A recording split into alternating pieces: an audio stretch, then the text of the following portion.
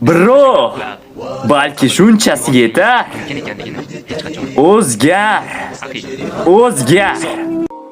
Xo'sh. Assalomu alaykum everybody. Bo'lganda guys, bola Michael Dodon shunaqa bola edi. Hayotimda tartib yo'q, hayotimda ma'no yo'q. Umuman hayotim takalib kechayotgan edi. Vaqtimni qanaqadir bo'lmag'ur narsalarga sarf qilayotgandim. Umuman olganda hech nimaga ulgurmasdim. Maqsadim yo'q edi. Ko'pchilik xos tushib qolgan boru отношения tuzog'iga men ham ilinib qolgandim. Shu отношения tuzog'idan chiqib ketish uchun shu Instagramga kirdim.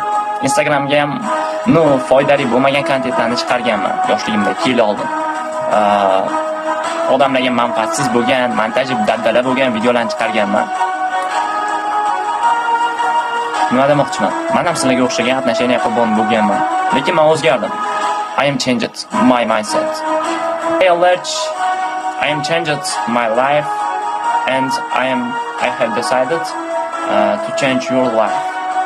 Umuman olganda guys, men professional ingliz emasman yoki professional notiq emasman. Men prosta o'zimni hayotimni o'zgartirdim. Endi sizlarni ham mindsetlaringizni o'zgartirishni o'zim oldimga maqsad qilib qo'yganman. 25-mayni kutib o'tirmadim. Qisqacha prezentatsiya qilib olaylik. Avvalo men o'zimni sizlarga qisqacha tanishtirib o'taman. My name is Firdaus. I'm a newcomer person for Instagram and YouTube.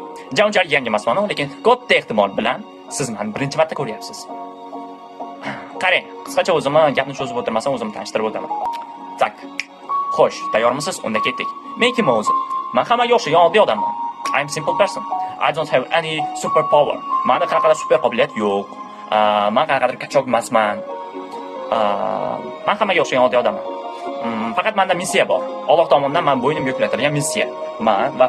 Men o'sha missiyani amalga oshirish uchun hozir shu videoni olyapman. Bu missiyam nimadan iborat?